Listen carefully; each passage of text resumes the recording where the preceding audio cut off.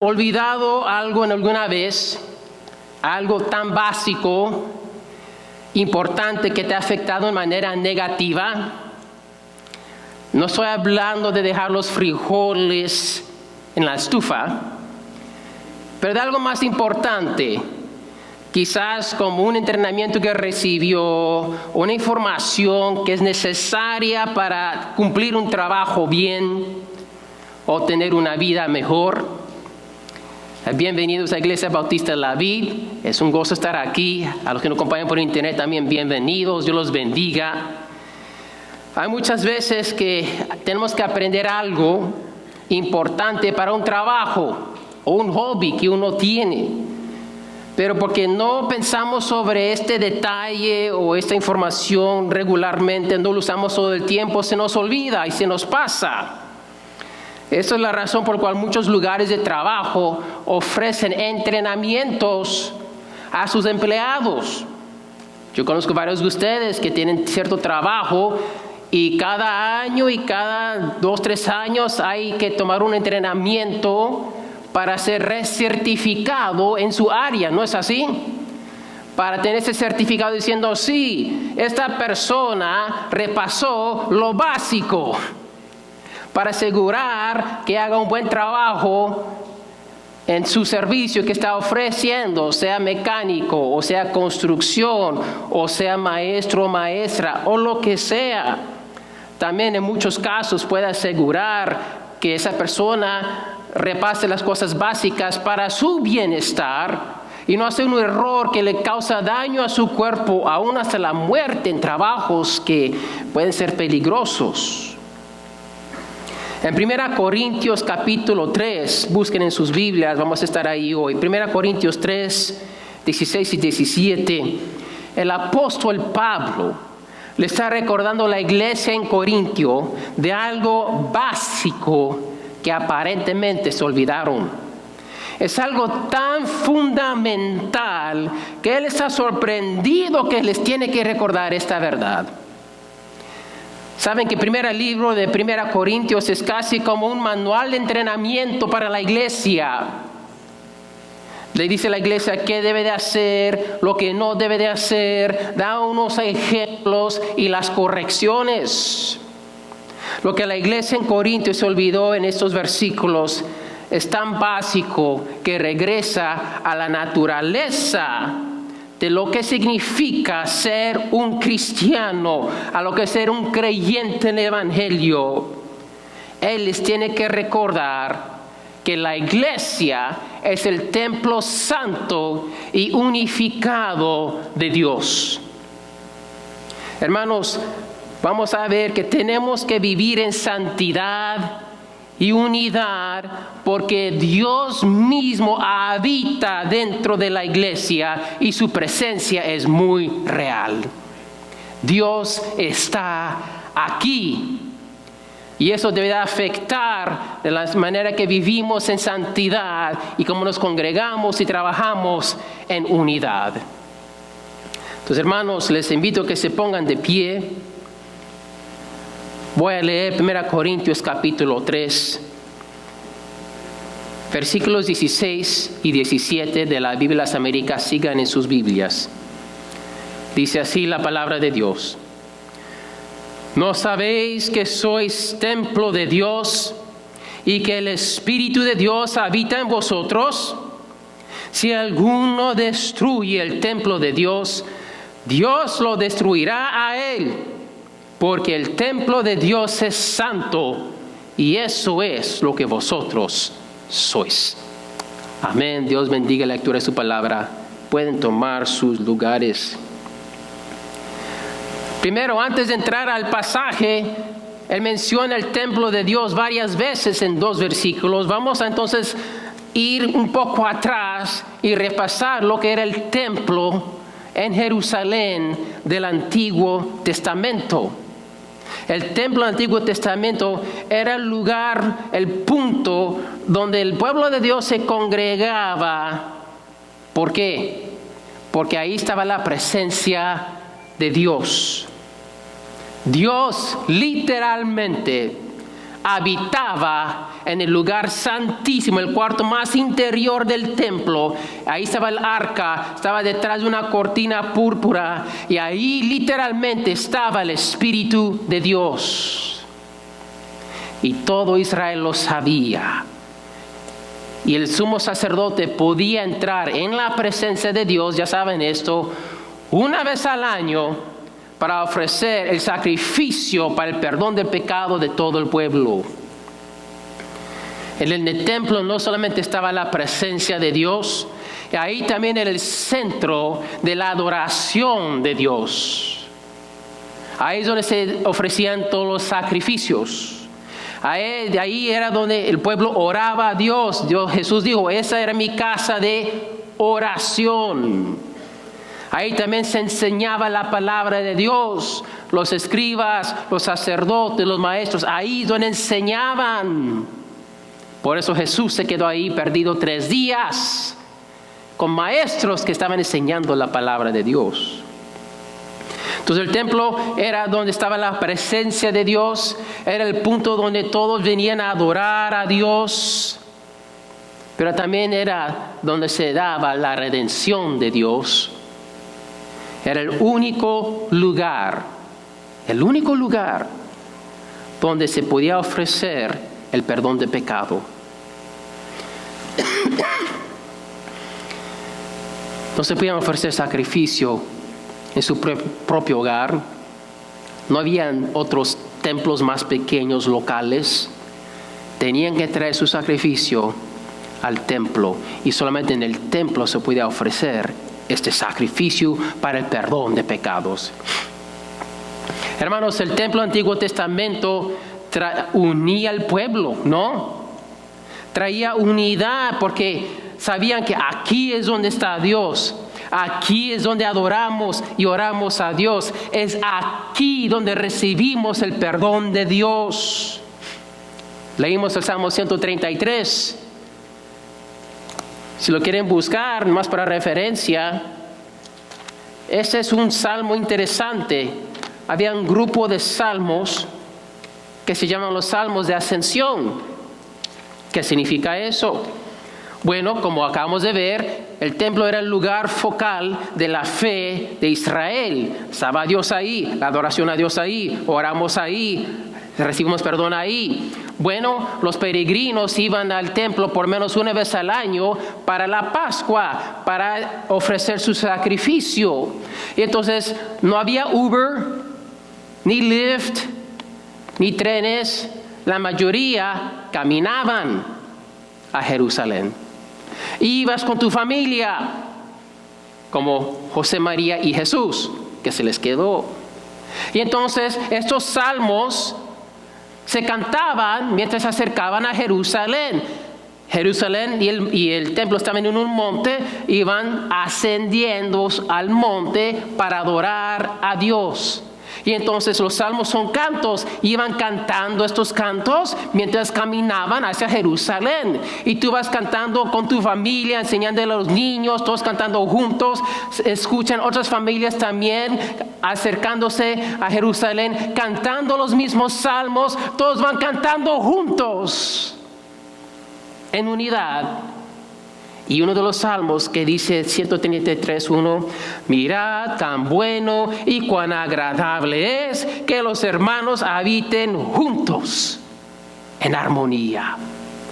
Imagínate, tú caminando con tu familia, abuelos, tíos, tías, primos, nietos, todos caminando, todos cantando el mismo salmo, sabiendo, vamos a adorar a Dios en su templo, en unidad y armonía. Hermanos, el templo trajo unidad al pueblo de Dios, porque era donde Dios estaba, donde Él era adorado y donde recibían el perdón. Bueno, nosotros ya no podemos tener esa experiencia de esta forma, ¿no? No tenemos que ir a Jerusalén una vez al año, porque estamos en la era del Nuevo Testamento. Amén. Entonces, hermanos, ahora ya no es el templo que es el enfoque de la adoración de Dios. No es el templo que trae unidad al pueblo de Dios. Ahora es la iglesia que es el punto de enfoque para el pueblo de Dios. Así como la presencia de Dios habitaba dentro del templo en Jerusalén, ahora su espíritu, lo que vemos aquí en 1 Corintios 3, mora dentro de su iglesia. ¿No sabéis que sois templo de Dios? El templo de Dios es cualquier lugar donde el espíritu de Dios mora. Y aquí Pablo recuerda a la iglesia: ustedes son el templo de Dios. ¿Por qué? Porque el Espíritu de Dios habita en vosotros. Y en segunda parte 17, porque el templo de Dios es santo, y eso es lo que vosotros sois. Sois el templo santo de Dios, porque Dios mora en su espíritu dentro de la iglesia. Y él dice, esto debe de ser información común. ¿Ustedes no saben esto? Mira que le dice, ¿no sabéis que sois templo de Dios? ¿Se ha olvidado esto tan básico? Dios mora dentro de la iglesia. Esto me trae a la mente Juan 4, cuando Jesús está en Samaria, esperando a sus discípulos regresen con comida. Llega la mujer samaritana al pozo, Jesús le pide agua, y Jesús al final le dice, ¿sabe qué? Llega el momento, y ya ha llegado, que cada adorador de Dios le va a adorar en espíritu y en verdad. Hermanos, tenemos que entender qué tan increíble era esto. Porque la mujer le dijo, oye, ustedes dicen, los judíos, que se tiene que adorar en Jerusalén, en el templo. Jesús dijo, sí, es verdad. Pero llega el tiempo, y ya ha llegado, donde ya no van a adorar solamente en un lugar, porque Dios solamente está en un lugar en la tierra. Va a ser en espíritu. Van a poder adorar en cualquier lugar por el Espíritu Santo. Hermanos, así nosotros nos hemos acostumbrado y se nos parece normal y, pues sí, Dios está aquí, wow, siempre está conmigo, nunca estoy solo. Pero tenemos que entender lo que significa que Dios mora dentro de la iglesia. Y así como la redención de Dios fue administrada en el templo, la iglesia es donde Dios proclama y nosotros celebramos nuestra redención. Jesucristo es la fundación. Si vamos a capítulo 3, aquí estamos, versículo 11, 1 Corintios. Pues nadie puede poner otro fundamento que el que ya está puesto, el cual es Jesucristo. Aquí en capítulo 3 de 1 Corintios, Pablo está usando una metáfora de un templo, un edificio. ¿Y qué es el fundamento? No, ¿qué? ¿Quién? Jesucristo. Él es la roca firme, el fundamento del templo de Dios. ¿Quién es el templo? La iglesia. Obviamente estamos llegando a eso, ¿verdad? Pero hermanos, para ayudarnos a entender eso, no pierdan su lugar 1 Corintios 3, busquen 1 de Pedro 2. Y aquí Pedro afirma lo que estamos viendo en 1 Corintios que nos escribe Pablo. 1 de Pedro 2, empezando el versículo 4. Vamos a ver lo que cada miembro de la iglesia es, Prepárense. Y viendo a él, como una piedra viva, desechada por los hombres, pero escogida y preciosa delante de Dios, también vosotros, como piedras vivas, sed edificados como casa espiritual, para un sacerdocio santo, para ofrecer sacrificios espirituales aceptables a Dios por medio de Jesucristo. La piedra desechada es Jesucristo, es la piedra angular, pero ¿qué está edificando Dios? Un templo espiritual. ¿Y qué es cada miembro de la iglesia según 1 de Pedro 2:5? Cada miembro de la iglesia es una piedra viva. En otras palabras, hermanos de la vida que son miembros, cada uno de ustedes es un ladrillo. en el templo espiritual de Dios. Cristo es el fundamento, cada miembro una piedra viva, ofreciendo a Dios sacrificios espirituales. Ya no ofrecemos corderos ni animales. Dice Romanos 12, cada uno es un sacrificio vivo delante de Dios. Su espíritu mora dentro de nosotros, nos da vida, somos vivos, y cada miembro ahora nos convertimos en el templo de Dios. Y dice al final del capítulo 3 que nosotros pertenecemos a Cristo, y a través de Cristo pertenecemos a Dios. Hermanos, la iglesia entonces, como un edificio completo y unido, piedras vivas con el fundamento de Cristo Jesús, mostramos al mundo un edificio completo, unido y santo. ¿Quién quiere un edificio con agujeros en las paredes? No estoy hablando de ventanas. Sabe que si hay un agujero en una pared, se puede perder todo el edificio si es una parte crucial, algo estructural, y se puede perder todo el edificio. Mis hermanos, veamos aquí, regresando a 1 Corintios 3, que Dios toma en serio, muy en serio, la unidad de la iglesia local. Porque dice en versículo 17, si alguno destruye el templo de Dios, Dios lo destruirá a él.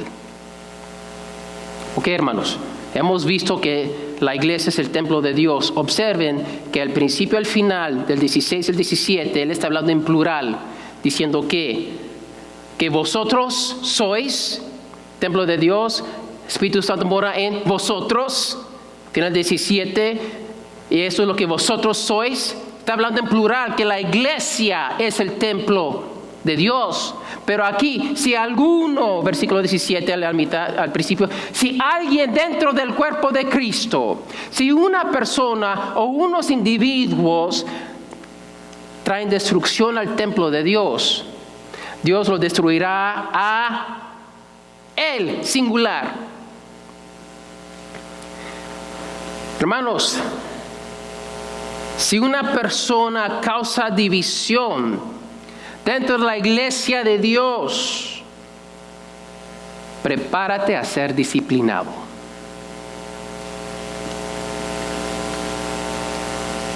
Hermanos, ya vemos un ejemplo de esto en 1 Corintios. Ok, lo leo casi cada mes. Busquen capítulo 11, 1 Corintios 11. Hablando de la cena del Señor. 1 Corintios 11, empezando en versículo 27. De manera que el que coma el pan o beba la copa del Señor indignamente, será culpable del cuerpo y la sangre del Señor. Por tanto, examínese cada uno a sí mismo, y entonces coma el pan y bebe la copa. Eso lo leo cada mes. Pero de vez en cuando sigo leyendo. Sigan conmigo, versículo 29 adelante. Porque come y bebe sin discernir correctamente el cuerpo del Señor, come y bebe juicio para sí.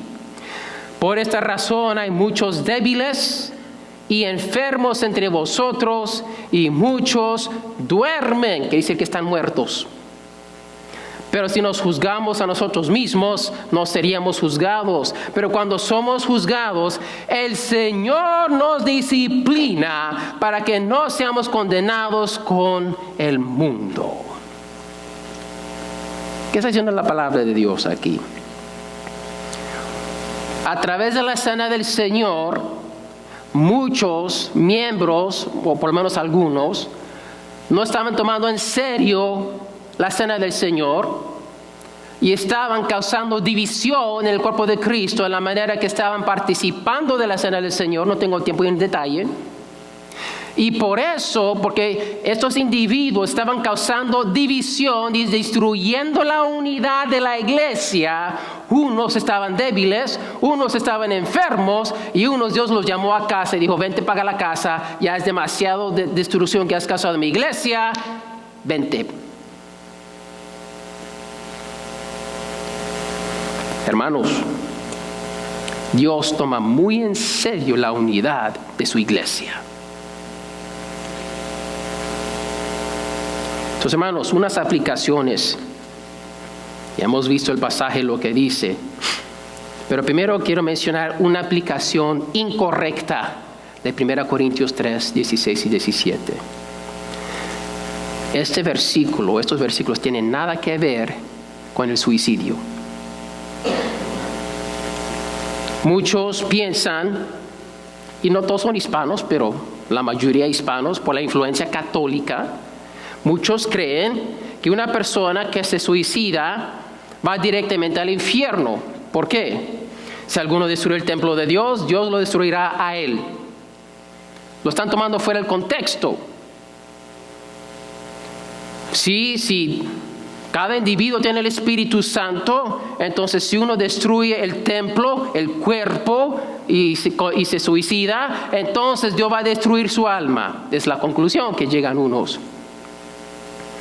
Pero hermanos, como hemos visto en Marcos, si recuerdan el mensaje 3 años atrás, en Marcos 3:29, Jesús claramente dice que solo hay un pecado imperdonable, ¿no?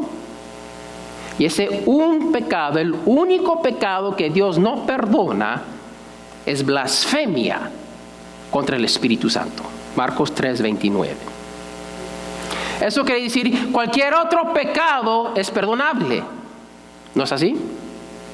Si Jesús dijo que solamente es uno, blasfemia. Y es blasfemia contra el Espíritu Santo. Básicamente, otra vez no hay tiempo de indagar profundamente. Una persona ve el Evangelio, escucha el Evangelio, reconoce que es Dios, pero dice, no es de Dios, es de Satanás. Está blasfemando contra el Espíritu Santo. Esa persona ya no hay perdón. Entonces, el suicidio no es un pecado imperdonable. Pero ahora eso, pues entonces, no quiere decir que un cristiano que se suicide no es un problema en el cual tenemos que lidiar, ¿no? ¿Cómo puede una persona, un cristiano, que tiene el Espíritu Santo, llegar a un punto en su vida que ya no ve esperanza para él o para ella y decide que quitarse la vida es mejor que seguir viviendo para servir al Señor? ¿Cómo es posible eso? Pues hermanos, yo creo que podemos encontrar por lo menos unas respuestas en la palabra de Dios que puede quizás, yo creo, ayudarnos a ver cómo es posible. Primero, Efesios 4:30. En Efesios 4:30 tenemos el mandato que dice, y no entristezcáis al Espíritu Santo de Dios, por el cual fuisteis sellados para el día de la redención. El Espíritu Santo nos sella, y lo que Dios sella nadie puede deshacer. Está diciendo, esta persona va a ser redimida al final del tiempo y nadie puede cambiar eso. Porque la salvación es la obra de Dios, no del hombre, y lo que Dios hace nadie puede deshacer. Pablo dice en Romanos 8, ¿quién nos puede separar del amor de Dios? Absolutamente nada. Ni los principales, ni la muerte, ni la vida, ni nuestros propios errores o acciones nos pueden robar de la mano de Dios. Pero sí podemos entristecer a Dios. Así como un hijo desobediente trae tristeza a sus padres, trae lágrimas a sus ojos, y puede romper esa comunión, no la relación, pero la comunión, la intimidad. Un cristiano puede hacer lo mismo con su Dios. Puede vivir de tal manera que trae tristeza al Espíritu Santo. Vive en desobediencia. No le importan las cosas de su padre, es como el hijo pródigo. Pero nunca deja de ser hijo.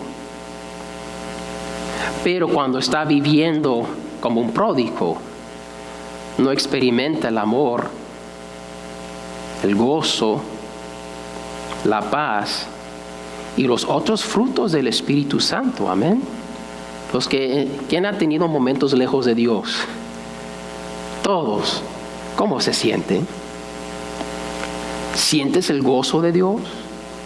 ¿Sientes paz? Claro que no.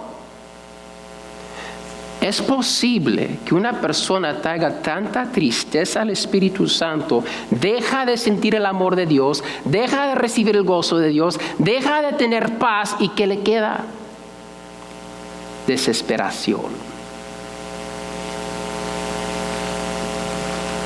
Y quizás porque se ha enfriado tanto que aunque puede leer la palabra de Dios, ya está tan frío que ya no lo escucha y se puede quitar la vida. Creo que hay otra razón por la cual un cristiano se puede suicidar. Regresando a 1 Corintios 3:16, ahí está. ¿No sabéis que sois templo de Dios? Hermanos, podemos olvidarnos de los fundamentos de nuestra fe cristiana, o simplemente unos nunca han sido enseñados o discipulados para entender lo que es la vida cristiana en este mundo. Hermanos, es posible que alguien escuche el Evangelio en una iglesia no saludable y recibir el Espíritu Santo y nacer de nuevo, pero después en tal iglesia no le enseñan lo que significa ser un cristiano. Lo que escuchan son mentiras o le dan información incorrecta. Dios quiere que tú tengas tu mejor vida hoy. Ay, pues si Dios me ama, Él quiere que yo tenga todo lo que yo quiera. Él quiere que tenga dinero, que sea rico, que tenga cosas, mejor trabajo. Y entonces les enseñan que eso es lo que significa ser cristiano. Entonces, ¿qué creen? Que eso es lo que significa ser un cristiano. Y empiezan a vivir la vida y no sucede. Dios no me ama, es una conclusión. Me mintieron, otra conclusión.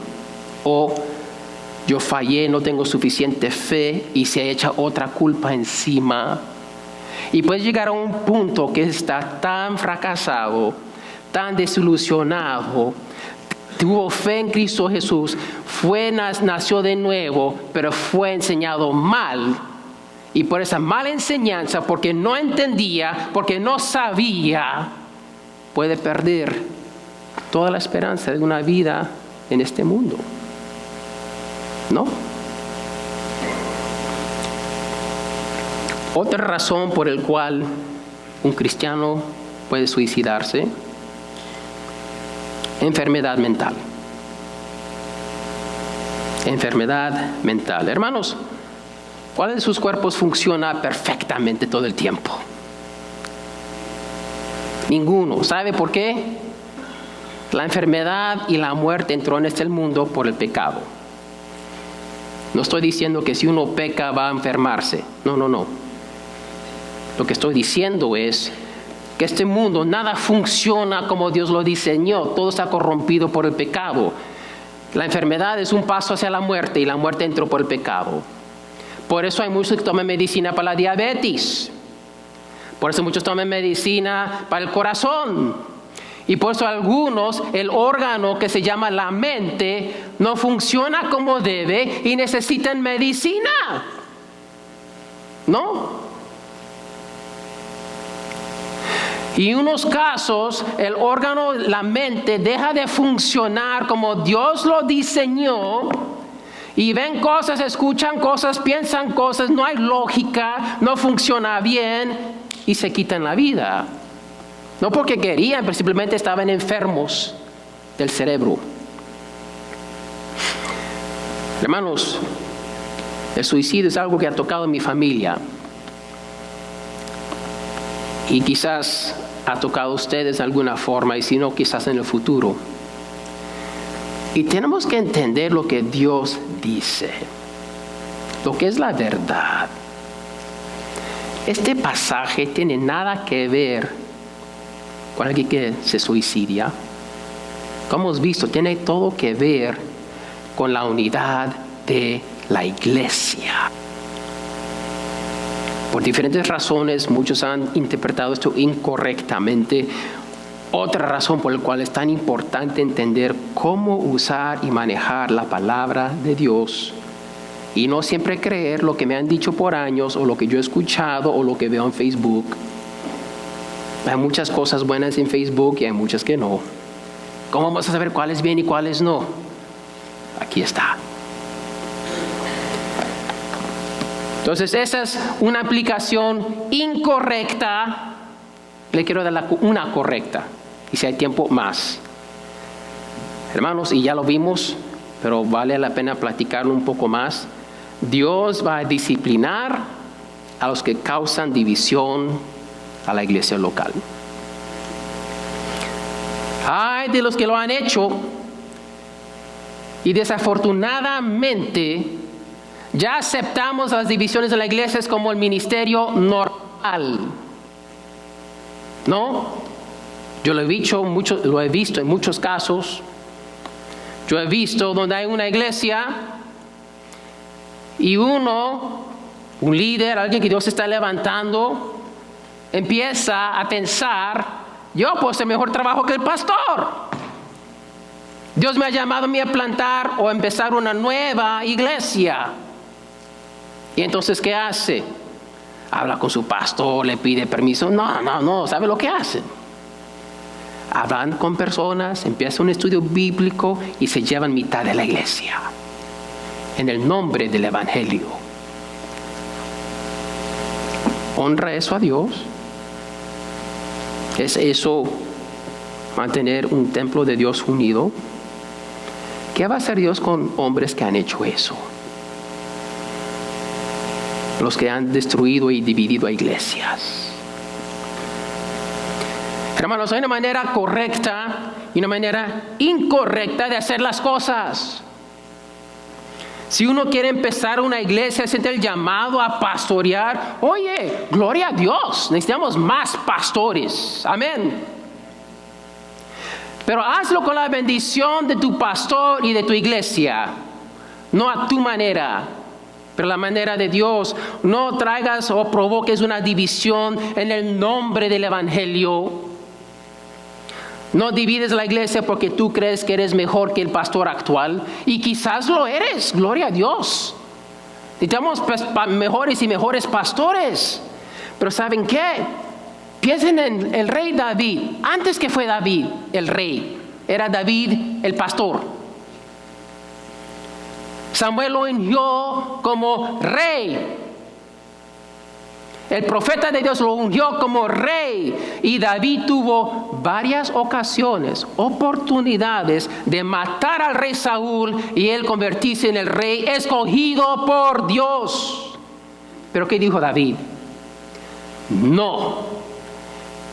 Soy ungido, soy llamado, pero no es mi tiempo porque el otro hombre todavía está ahí. Y yo no voy a meter mi mano en la masa y mover las cosas para yo llegar antes de tiempo. No, Dios lo puso, Dios lo va a quitar. En el tiempo de Dios, yo soy llamado, soy ungido, pero me voy a esperar en el tiempo de Dios. Y Dios lo bendijo. Dios lo bendijo. Si tú quieres empezar una iglesia, eres miembro de esta iglesia, platiquemos juntos para que lo hagamos de una manera que honre a Dios y que tú tengas bendición. Pero que si no quieres ser pastor, pero ¿sabe qué? no estoy de acuerdo con lo que está haciendo el pastor. ¿Sabes que en la dirección que está yendo la iglesia o este ministerio no me gusta? Veo un problema, veo quizás un peligro. ¿Sabes qué?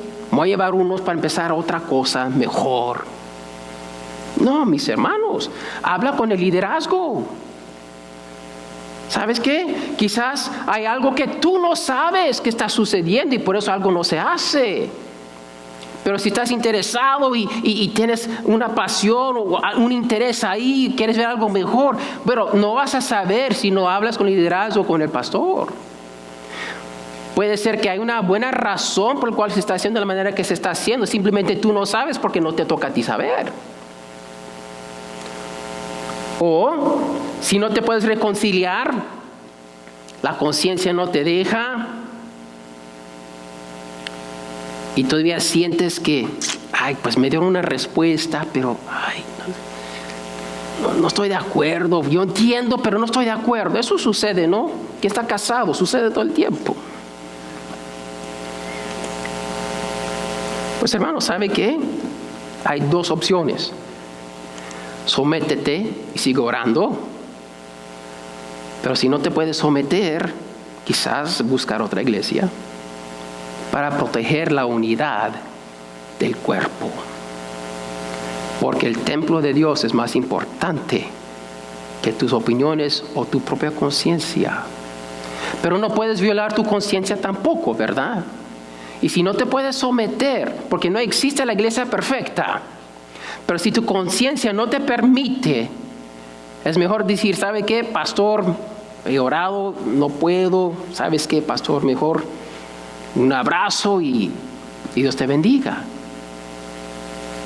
¿Y sabe qué? Dios obra de esa manera también. Y ahí también hay bendición, porque uno está protegiendo la unidad de la iglesia.